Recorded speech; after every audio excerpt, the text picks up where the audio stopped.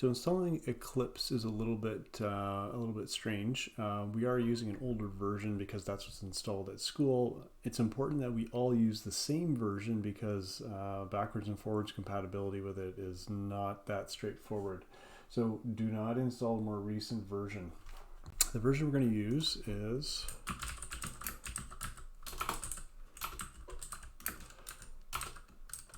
Eclipse Oxygen 3A. Oxygen is sort of like the version number or name rather.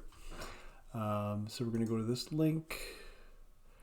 You should come to this page and we want Eclipse IDE for Java developers. So in my case, I have Windows. Most likely if you have Windows, it's probably 64-bit.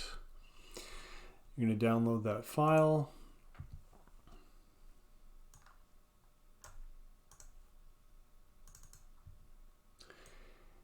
And once you have that file, there isn't a straightforward installation process, so it's a zip file. Okay, so I'm inside the zip file now. I see a folder inside the zip file. On my Windows C drive, I'm going to go under Program Files. This is where I'm going to install my 64-bit programs.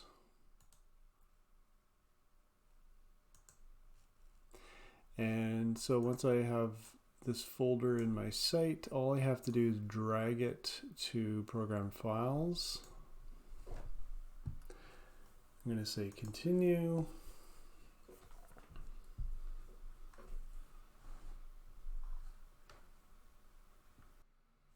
Once it is finished extracting, you're going to see the folder and you're going to see this executable file inside the folder. Drag this file using your right mouse button onto your taskbar, drop it, and it's going to pin an icon to your taskbar. So at this point you can click it to run Eclipse. If you are getting a error message, then we have to do the next step. Okay, so the next step is going to require installing Java. So Eclipse uses Java, and the most recent version of Java that Eclipse Oxygen can use is Java 10. So we're going to search for Java 10. So at the time of this video, the most recent version of Java 10 is 10.0.2. I'm going to download the Windows version. Once this is installed, try Eclipse again and everything should work. If it doesn't, send me an email.